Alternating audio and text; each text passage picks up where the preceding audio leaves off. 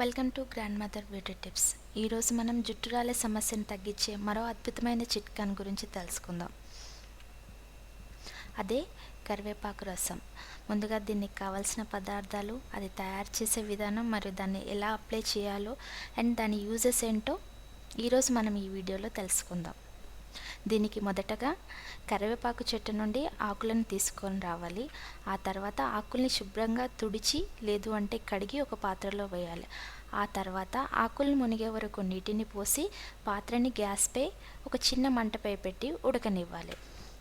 ఆకులు బాగా ఉడికి రసమంతా నీటిలో దిగే వరకు ఉడికించిన తర్వాత గ్యాస్ స్టవ్ని ఆఫ్ చేసి ఆ రసాన్ని బాగా చల్లార్చాలి. తర్వాత జాలితో వడపోయాలి. ఈ రసాన్ని జుట్టుకి రుద్ది రాత్రంతా ఉంచి తెల్లవారి తలస్నానం చేయాలి. ఇలా నెలకి ఒకసారి చేయడం వల్ల జుట్టు రాలే సమస్య చాలా వరకు తగ్గుతుంది మరియు జుట్టు మృదువుగా అవుతుంది. So thank you so much for watching. వచ్చే వీడియోస్లో మరిన్ని అద్భుతమైన చిట్కాలతో మేము ముందుంటాను. So keep watching grandmother beauty tips.